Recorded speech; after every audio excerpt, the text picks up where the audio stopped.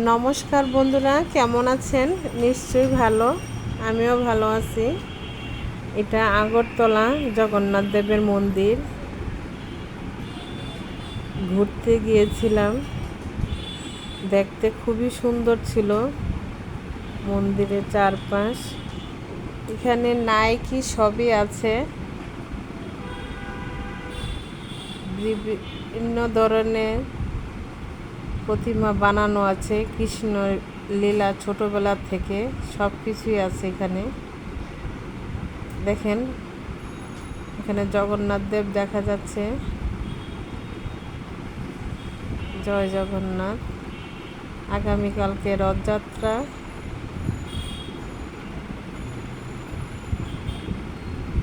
কি সুন্দর দেখা যাচ্ছে কৃষ্ণ, বলরাম, সুভদ্রা। এটা হচ্ছে মেন মন্দিরের চারটা দিক। খুবই সুন্দর ছিল। আমি আগরতলা অনেকগুলো মন্দির দেখছি, এটা একটু অন্যরকম লাগছে আমার কাছে। খুবই সুন্দর। এখানে শ্রীকৃষ্ণের বাল্যকালে মাখন চুরির একটা দৃশ্য এত সুন্দর করে তুলে ধরছে ওরা, খুবই ভালো লাগছে। আর বিভিন্ন নাম লেখা আছে, কোনটা কোন কোন সময়ে।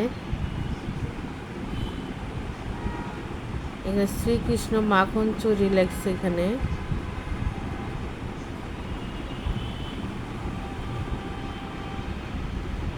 এখানে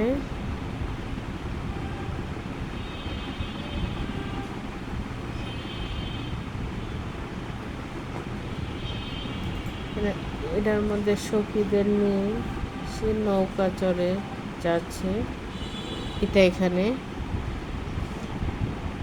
প্রতিমাগুলো এত সুন্দর করে ফুটায় তুলছে, মনে হয় যে বাস্তবেই ঠাকুর বসে আছে। এটা গোবর্ধন পর্বত, কিভাবে নিচে তার একটা দৃশ্য। নৌকা বিলাস এখানে লেখা ছিল। আমি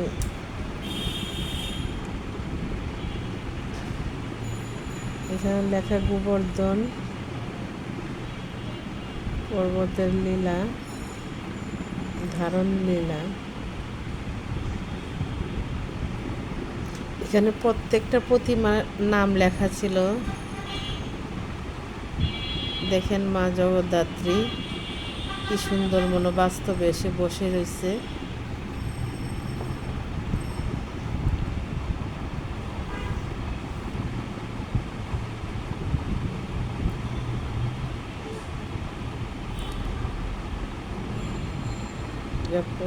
পঞ্চতত্ত্ব।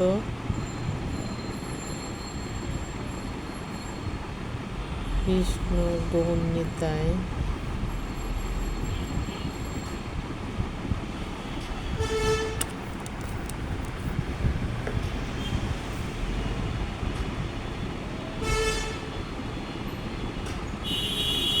দেখার মতো দৃশ্য ছিল।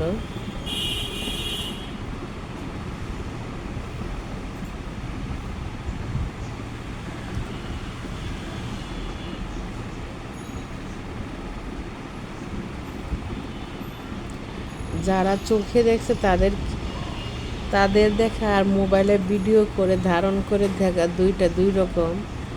আমরা যে জায়গায় গেছি বাস্তবে দৃশ্যগুলো এত সুন্দর ছিল, মুখের ভাষা নেই, এত সুন্দর দৃশ্য ছিল।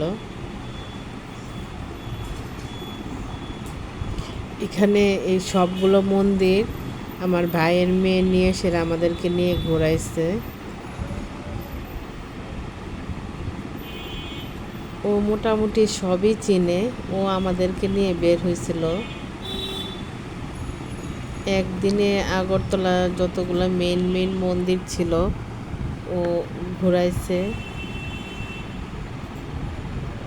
ও চাইছিল আরও ঘোরানোর জন্য, কিন্তু কাছাকাছি মন্দিরগুলো হেঁটেই আমরা দেখছি সবগুলো। তারপরে মনে হইতেছিল যে না, পা চলতেছে না।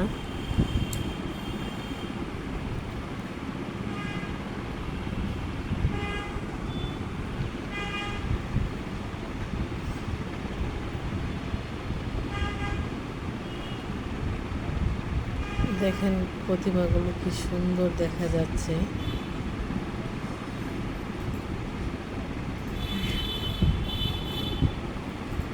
এখানে শ্রীকৃষ্ণের বাল্যকাল থেকে যৌবনে যতগুলা লীলা আছে সবই এখানে ছবির মাধ্যমে প্রকাশ করছে।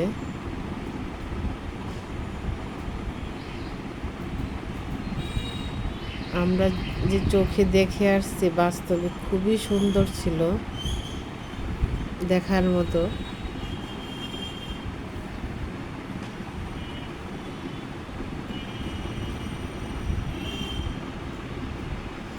এখানে লেখছে শ্রীকৃষ্ণের বাল্যলীলা প্রদর্শনী। একবার জন্মলগ্ন থেকে যে কি কি করছে তার লীলা ছবি ধারণ করছে। এখানে মা যশোদার সাথে শুয়ে আছে, দেবকীর কাছ থেকে নিয়ে কিভাবে কিভাবে চলে গেল।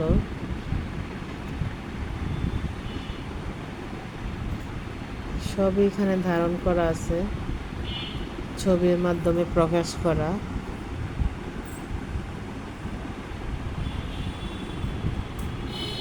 এখানে এই মন্দিরটা অনেক বড় ছিল। আমরা এক দিক দিয়ে ঘুরতে ঘুরতে অনেকগুলা মন্দির ছিল এখানে। মনে হইতেছে যে এখানে শুয়ে পড়ে পা আর চলতেছিল না, কিন্তু দেখতেও ইচ্ছা করতেছে। কিছু কিছু কাজ আবার চলতেছে।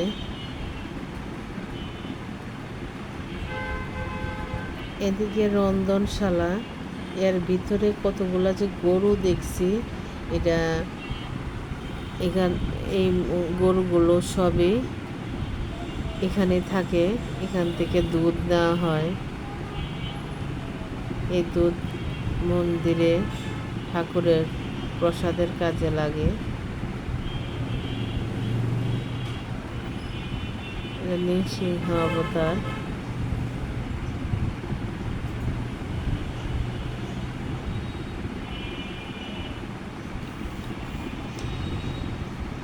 রাম লক্ষ্মণ অবতারগুলো কিভাবে আসছে এগুলো ধারণ করা হয়েছে। মহাদেব পার্বতী গণেশ কুলে বসে আছে। ভিতরটা অনেক বড় ছিল, অনেক বড় ছিল। মাঝখানে একটা পুকুর ছিল।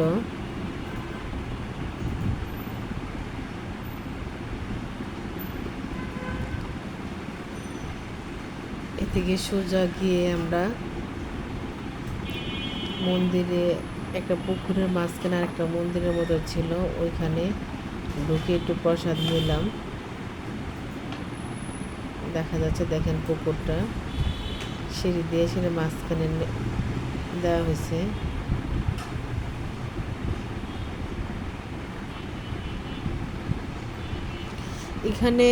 এখানে রাত্রে থাকার ব্যবস্থাও আছে। আমি মন্দিরের চারদিকে ঘুরে দেখলাম যে থাকার ব্যবস্থাও আছে।